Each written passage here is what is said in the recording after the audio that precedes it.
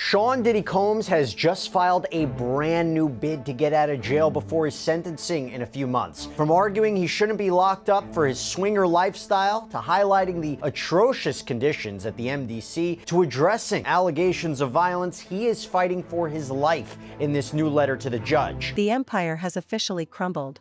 Diddy, once the face of unstoppable power and wealth, has now become the image of fear, pain, and desperation. Reports from deep inside the prison walls paint a picture so shocking that even his closest allies are struggling to believe it. Will Sean Diddy Combs be released from jail? I know I've asked that question before so many different times here on Sidebar, but we have right now a brand new request from his legal team, a brand new filing from his defense team arguing for why he should be released now after that monumental verdict in his criminal case several weeks ago.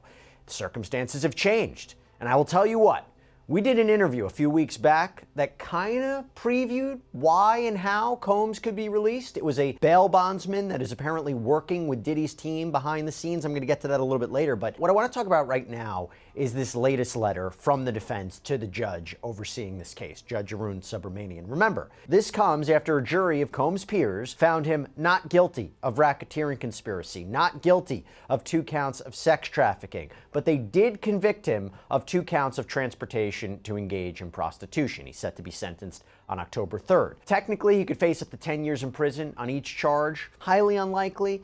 Think maybe you might be looking at somewhere to 2 to 5 years potentially, but he could also get time served and be released, although that also seems unlikely. I'll talk about that a little bit later too. But initially, after the verdict, right after the verdict, his defense team petitioned the court that he should be released. He was just acquitted of some very serious charges. The judge denied it. The judge denied Combs bail once again. And remember, this comes after he was rejected bail multiple times since he was arrested back in September of 2024, highlighting the severity of the charges, the violence, and so forth. But now, this is different. Now, what is the defense arguing? I'm going to go over all this in the new letter. I'm going to give my take at the end about whether or not it's going to be successful and whether or not he will actually be released before sentencing in October. So, the defense begins by arguing that Sean Combs should be released in advance of sentencing, and the court has the power to do this. They have the authority, among other things, because you can clearly show, quote, that there are exceptional reasons why such person's detention would not be appropriate. So, what are those exceptions? What are those reasons? What are those circumstances that are exceptional? They highlight several things that we're going to get into. That the charges he was convicted of, we're going to call them the Mann Act violations, that's what it's called under the law. They're not as severe, they're not as egregious as other convictions in other cases. That the sheer fact that he's locked up at the MDC, the Metropolitan Detention Center, for the past 11 months, that in and of itself is a reason for him to be released. These are all exceptional circumstances, and I'm going to get into all the arguments. But first, they highlight the standard. And they argue that to be released under federal law, you need to show 2 conditions. First, the district court must find by clear and convincing evidence that the person is not likely to flee or pose a danger to the safety of any other person or the community if released. Second, it must be clearly shown that there are exceptional reasons why such person's detention would not be appropriate. Now, clear and convincing evidence is a lower standard. By the way, it's not like beyond a reasonable doubt. Anyway, basically, you have to show he's not a flight risk, he's not a danger, and you have to show there are particular, exceptional, unique reasons for why detaining Combs is wrong. We're going to start with the exceptional reasons justifying his release. And they begin by trying to define, well, what exactly is exceptional circumstances? What does that mean? And they argue that case law suggests a court has a lot of discretion to determine whether a particular set of circumstances qualifies as exceptions. And they say, look, Sean Combs, his case, so different from other ones. There has never been, according to them, a Mann Act prosecution like this one before. And this is how they lay it out. Quote, there has literally never been a case like this one, where a person and his girlfriend arrange for adult men to have consensual sexual relations with the adult. They say the man who once ruled the music industry has broken down completely, both physically and emotionally, after a terrifying and brutal attack behind bars. This isn't just another rumor. This isn't a story of a celebrity who's fallen from grace. This is a full-blown nightmare that's spiraling out of control. And now, his legal team is scrambling, filing emergency motions, begging the court for mercy, pleading for Diddy's release before it's too late. Sources close to the situation have revealed that the attack happened late one night, inside the very cell block where Diddy had been transferred for safety reasons. But ironically, that's where everything went wrong. According to multiple insiders, tensions had been brewing for days. Inmates whispered about Diddy's past, the scandals, the money, the headlines. Some saw him as a target, someone famous, someone who still had connections and power, someone who didn't belong in the same world as them. And in prison, that kind of reputation doesn't make you safe, it makes you a mark. Witnesses say it started with an argument, words exchanged, a confrontation that She, quote, missed Paul. When asked why she said that, she responded, because I did. This was a lifestyle, one that both Miss Ventura and Jane chose, one they all, as grown adults, had a right to choose. Like many aspects of sex and intimacy, it was not without its complications, its bouts of jealousy, and at times, its frustrations. But that is a hallmark of any serious romantic relationship, and that is what these were, serious, long-term romantic relationships. By the way, not surprising they're really focusing on this because, again, he was acquitted of sex trafficking. They highlight how the jury didn't find sex trafficking of Jane or Cassie, that it didn't occur. There was no force, fraud, or coercion that was used to induce these women to engage in commercial sex acts. For transportation to engage in prostitution, what he was convicted of, the prosecution didn't have to prove that violence was used or that fraud was used or threats were used. It was just, did you transport these women and men for the purposes of sex work, commercial sex acts? And obviously the jury convicted him of that. And they highlight all the jury found was that there was prostitution, payment of porn stars and escorts. And they highlight that he is a swinger, or under the Mann Act, a John. And they argue he doesn't deserve to be locked up for this. Quote, Sean Combs should not be in jail for this conduct. In fact,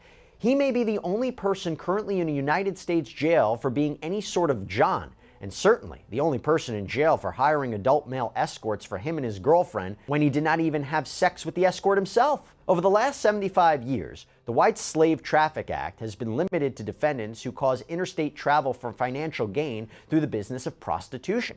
That Sean Combs remains in jail for being convicted of being a customer of consensual adult sex services makes this case truly exceptional.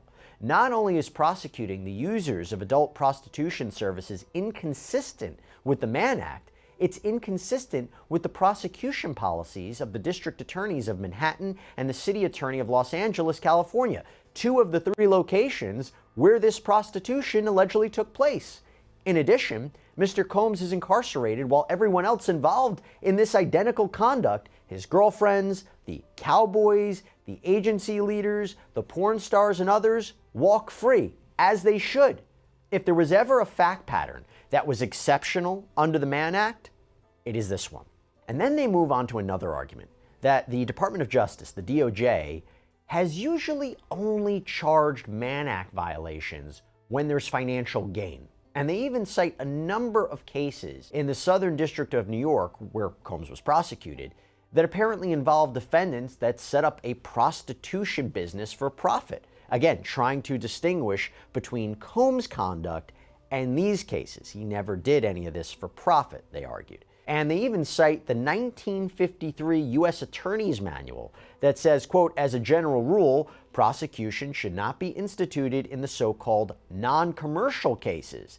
And they claim the Department of Justice manual today, quote, makes clear that the prosecution of customers involved in an 18 U.S.C. 2421 offense, like Mr. Combs here, is now limited to prosecuting those who engage in commercial sex with victims of sex trafficking, in addition to those who otherwise perpetrate or facilitate human trafficking offenses.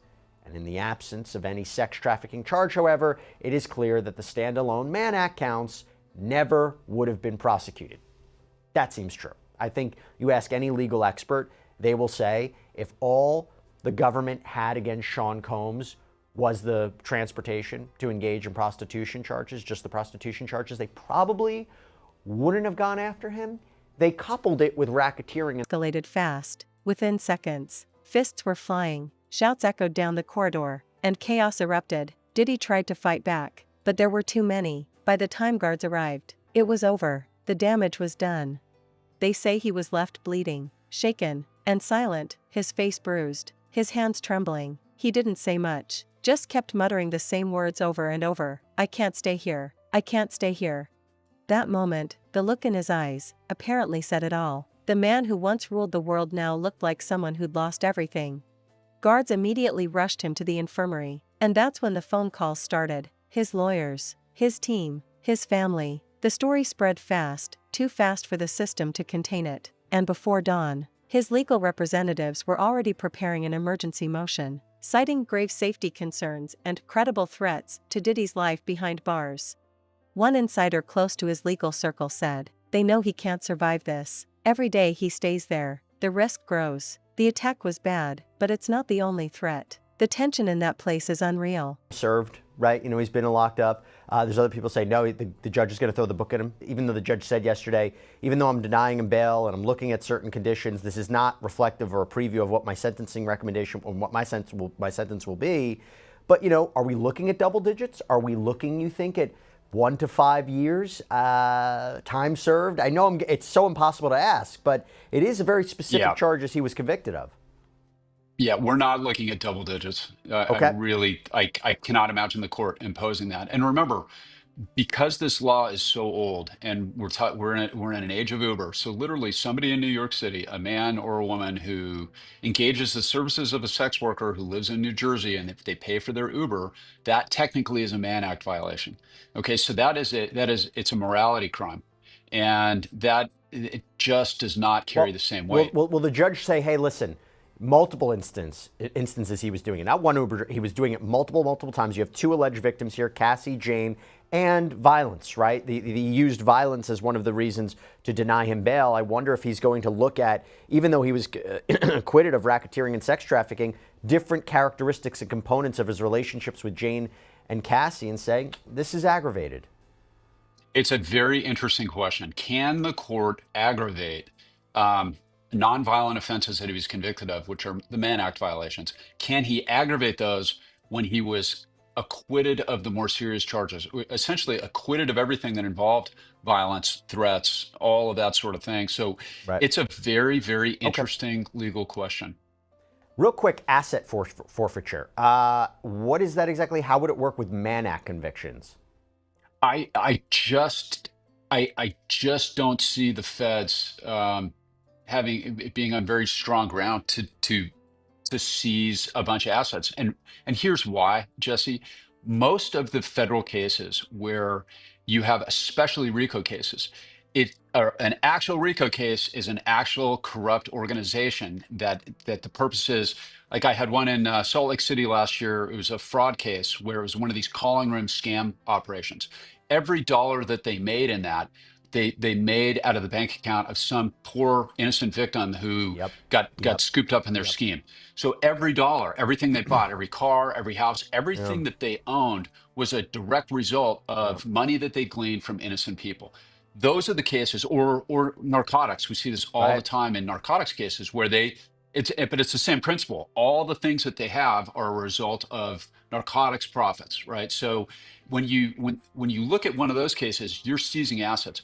Here we've got mansions all over the place. We've got planes. This is a very, very wealthy man who made that money legitimately in Bad Boy Records, in the music industry and in the film industry. That's how he made his money, and that is not a product. And that's where we come full circle to this square peg in a round hole regarding a RICO theory on this. The money, he didn't make any money from the freak-offs. He didn't make any money from all of the alleged things he did. He didn't make any money from that horrible video that we saw where he's beating Cassie in that hotel.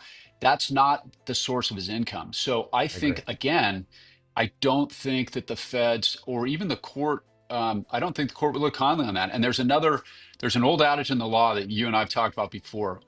Bad facts make bad law, right? And if they run around and try to seize a bunch of stuff based on this, they're literally taking assets from a citizen that earned them legally. He may be a villain, he may be a bully, he may be a horrible person, but he made that money legally. He was not charged here with tax fraud, which means he paid taxes on it.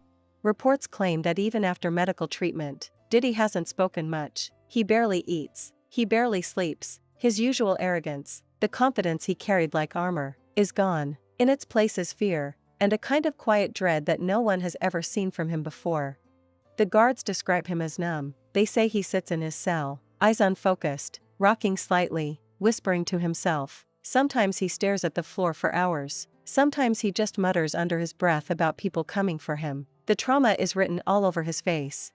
And now, the world is starting to see it too. His team's legal filings have gone public. Documents confirm that Diddy's lawyers are pushing for an emergency hearing, arguing that his imprisonment poses an immediate and unjustifiable risk to his safety and mental well-being. They're demanding that he be either transferred to a high-security isolation unit or temporarily released while his appeal is processed. The motion describes the environment. He had Yeah, no, accountants, you're he right. I put it all get you. together. So I don't see this judge. I think it'd be a very poor move if they try to take a bunch of his stuff. I think that they still have to create a nexus between the Mann Act I don't see violations it. Yeah, I don't see it. and his property, and I just don't see it. I don't see it. Okay, well, he might need the money. Why? Because he's got a plethora of civil lawsuits that he's facing now. By the way, in fact, Tenny Garagos had something to say about that yesterday. Sean Combs has not sexually assaulted anybody. I've been saying this for months. We've said it with each lawsuit that came out, and today that was proven true. The media got it wrong about Sean Combs every single day for nearly 2 years. I ask that for every time you guys see a civil lawsuit, criminal complaints or criminal indictments, you actually take a look and analyze these and see whether or not these are actually going to stand up in a court of law, because today they did not. So Sean Combs, he is facing dozens of sexual assault lawsuits. In fact, Vulture recently clocked it at 66 women, men, minors, drugging, sexual assault, violence. Matt, first of all, does the criminal case have any effect on the civil suits? And let me just ask you about this. You have at least one of the people who testified in this case who's a plaintiff, right? Dawn Richard, former Danny Kane band member, claims she saw Combs assault Cassie. Combs threatened her allegedly when she tried to intervene. She claims she was sexually harassed. So the idea of the criminal case affecting any of the civil cases, let's start there real quick. Well, what's very interesting about civil versus criminal cases is when somebody's convicted, of course, in a criminal case, because the standard is beyond a reasonable doubt, it's called collateral estoppel. It means that for a civil case based on the same event or the same actions, you automatically win the civil case. Okay, so in other words, we saw this with Mike Tyson and his rape conviction, right? When he was convicted of rape, because it was beyond a reasonable doubt, and because the civil aspect only requires proof to a preponderance, that woman a million years ago when that case happened, all she had to do is prove damages. So it's already been proven. All right. What happened here, because he was acquitted of all these allegations, now each one of these plaintiffs bears the burden of proof. So this was not only a huge win for him criminally, this was a big win for Sean Combs when it comes to all those pending civil suits, because now those same people, in theory, would have to come in and testify. And remember, Don Richard is a good example. The cross-examination of Don Richard was excellent in my assessment. And I trained young prosecutors for years on how to do cross-examinations. I've taught it in law schools. That cross-examination was biting and it was really good. So now Don Richard, in her case, she's been really, ripped apart, I thought, on cross-examination in this case. So now she's kind of wounded. Her civil suit is her statements were all admissible in that. She really there are some things she said on the stand that I think were very harmful to her case. She can still proceed with that, but if I'm her plaintiff's lawyer, I would be trying to find some sort of settlement and number. Who knows? These people, there's a lot to be said for this idea that they were all jumping on the bandwagon trying to get money. I think that argument, most judges are going to allow the defense to make that argument. I think that some of them will settle. Some of them may still go to trial. Well, let me ask you this real quick. If they don't settle, real quick, would he just try to get rid of them? Inside is volatile and life-threatening, and insists that Diddy has already been subjected to targeted violence due to his celebrity status and the nature of the charges against him. The public reaction? Divided, but intense. Some people are saying this is karma, that a man who allegedly inflicted pain on others is now getting a taste of his own medicine. Others are calling for compassion, saying no one deserves this kind of brutality. no matter what they've done. But one thing's for sure, the image of Diddy crying in pain, begging for safety, has shocked everyone. Insiders reveal that his family has been in constant contact with the legal team. His mother, Janice, is said to be terrified. His sons, Christian and Quincy, are reportedly struggling to process what's happening. They can't visit as freely as they want to. They can't see him whenever they please. And every phone call from the facility comes with anxiety. Will this be the call that changes everything? Sources close to the situation claim that Diddy's once loyal circle has scattered. The phones have gone quiet. The friends who used to fill a comeback that could be crafted and created, in which we as the public may see. Listen, this is a person who has lived his life in the public light, in the limelight, for decades. Okay. And so, as has been said before, fame is one of the more addictive or most addictive drugs known to man. And so he was a very famous, and now some might say infamous person. The idea that he allows the narrative to end with the way in which the evidence came in and this kind of mixed bag verdict is not what's the word I'm looking for?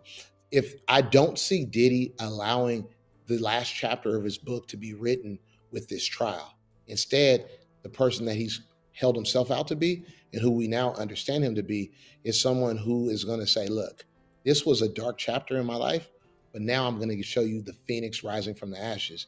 And there are other chapters. And I think that he will make an even more concerted effort to be more philanthropic, to be more of a victim's advocate. And also, once he completes these programs, he can say, look, I was once an abuser of women, abuser of drugs, abuser of fame, abuser of power and fortune, but look who I am now. And so I think that's a pretty powerful story. And frankly, people love comeback stories.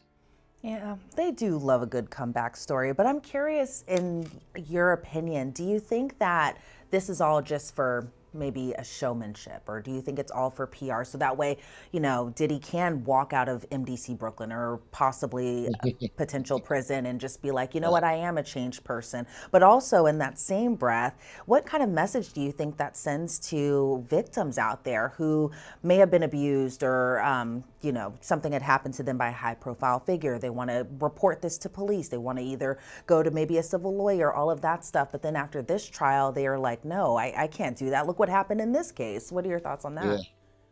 Well, there are definitely people who are victims advocates and victims themselves who think that this trial serves to kind of throw cold water, if you will, and chill victims who might want to come forward to express what happened to them, to initiate a criminal case, to initiate a civil case. They look at this case and say, at what cost is it to me personally to have to bare my soul, to only then be grilled on cross-examination, to have all of my intimate details bantied about, in the media, and then to be judged, and then go through all of that, and I walk away in some ways empty-handed.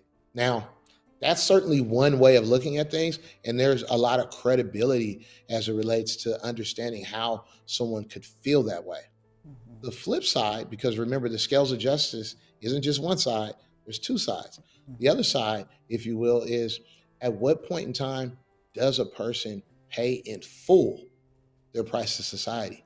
And then once they've paid the price for their transgressions, at what point do you then look at that person and feel like, hey, you could be a changed person. You can redeem yourself. There's things that you can do to essentially prove to us as members of the public, as clients, as customers, that, you're a changed man.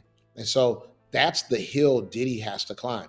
Whether he climbs that hill or not remains to be seen. But it's definitely a hill that's in front of him. And some might say it's not a hill, it's a mountain. It is a mountain for Diddy. I think it might honestly be Mount Everest. It's a large mountain for him to scale, for I think people to possibly forget in their conscious what we learned in this trial. And I remember when his mansion have disappeared. The business partners who praised him have gone silent. And in that silence, the weight of what's happening is hitting him harder than ever. They say he's haunted by guilt, by flashbacks, by names and faces from his past. He's said to be fixated on moments, people he wronged, choices he made, lives he touched. The arrogance that used to fuel him has been replaced by regret. For the first time in his life, he's being forced to sit with everything he's done, and there's nowhere left to run. Reports from inside the prison say he's constantly asking the guards if his lawyers have called. He asks about the motion. He asks when the hearing is. He asks if anyone from the outside has said something about him. And every time he doesn't get the answer he wants, he shuts down completely.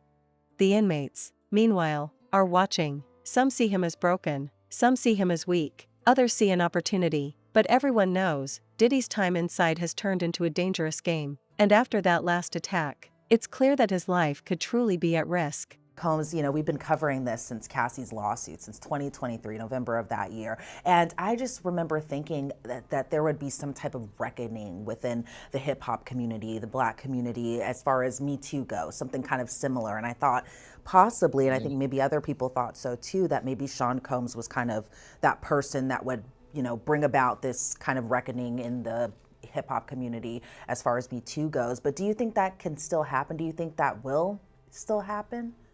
Well, I think that Diddy's trial, served as a clarion call, a wake-up call, canary in the mine, so to speak, as it relates to you could be as powerful, as popular, as wealthy as Diddy. I mean, keep in mind, he called himself Brother Love. He got the key to New York City in the months or the year leading up to all of this, right? Yeah. And he was sitting on what some might say is the highest pedestal. And look how far he has fallen. Mm-hmm. Now, at the same time, you have that going on. And so people can look, if you really look at the case, and not just the legal case, but the case in the court of public opinion. And victims, if you will, won. Because he has, not only did he have a criminal case he had to deal with, but he has upwards of 20, 30 civil cases I think even that he's more also than going to have that. to deal with. Yeah. Yeah. And each one of those cases, even if it's not proved by the victim that it happened, he is still going to have to pay hundreds of thousands of dollars in attorney fees for each and every single case, and maybe millions for the more serious and those that get further down the line. So he's not done paying for his transgressions. And I think that for other people who are in similarly situated positions of power and influence, they certainly took notes from the Diddy trial and figured out, hey, if I continue to act like a pig, pigs get slaughtered. Yes, they do. And I just remember even in the outcome of the Sean Combs lawsuits that were filed, even probably before he was indicted, we were hearing and seeing more civil suits filed against other people. And even after this case, we've seen more high profile figures have complaints against them, like, Tyler Perry and Shannon Sharp and Smokey Robinson, all of which have denied the allegations against them. But I do think that a lot more people are willing to come forward, even if they're anonymous or even if they're willing to put their name out there too. But I'm curious, Adante, if you had a crystal ball, what are you expecting out of Diddy's October sentencing? Do you think it'll be kind of in the high max range or possibly on the lower end? I believe federal prosecutors are only asking for 4 years. The defense wants half of that, 2 years, possibly with a year of time served. So he could possibly be out next year around this time. But what are you expecting out of the sentencing? Yeah, I don't see the judge giving him 4 or 5 years. If the prosecution asks for that time. So now that's kind of like the judge to go beyond that would have to find something that was aggravating in his mind to say, look, I'm going to give you more time than what the prosecution is even asking for. That doesn't happen, but it does happen at times. And it's pretty rare, but it's certainly something that's on the table. I just don't see that happening here. Instead, the judge could come down with a sentence, 2 years, 3 years. Diddy, by the time he shows up in court for sentencing, will have a year and a month in custody. Mm-hmm. So he's going to get credit for that time. The judge could give him 3 years. That means he has about 2 years or so left. And then he could send him to a halfway house for a year and a day, and Diddy would be out with credit time served. The correctional staff have reportedly increased security around his cell, with more frequent checks and restrictions on who can get close. But even that doesn't guarantee safety. In prison, all it takes is a moment, a blind spot, a shift change, a quick distraction, and everything can go wrong again. For now, Diddy's legal team is doing everything they can. Emergency filings, phone calls to federal judges, public statements to spark pressure. They're saying this isn't just about comfort, it's about survival. One of his attorneys reportedly said, If something isn't done soon, we may be talking about a tragedy instead of a case.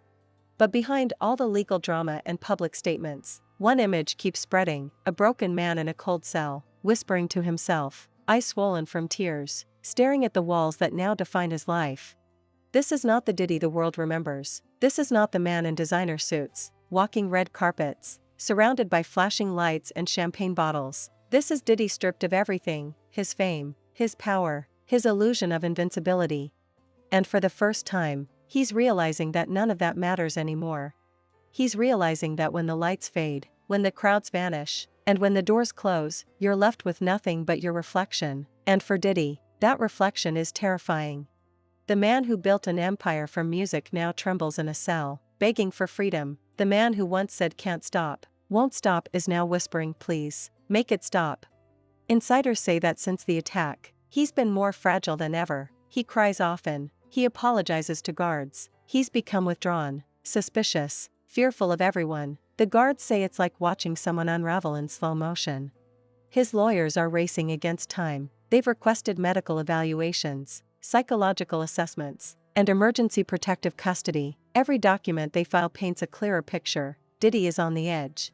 And yet, the world outside is divided. Some want justice to run its course. Others say this has gone too far. But whether you believe he deserves this or not, one thing is undeniable: Diddy's fall from grace is unlike anything we've ever seen. From penthouses to prison cells, from mogul to inmate, from untouchable to terrified. This isn't just the story of a man losing control, it's the story of what happens when power, pride, and pain collide, and the illusion of control finally breaks. The motion for his release is now in the hands of the court, but as days pass, and as the world watches the chaos unfold, one question grows louder: will Diddy make it out alive? Because behind those prison walls, one thing's become clear: every hour he stays inside could be his last.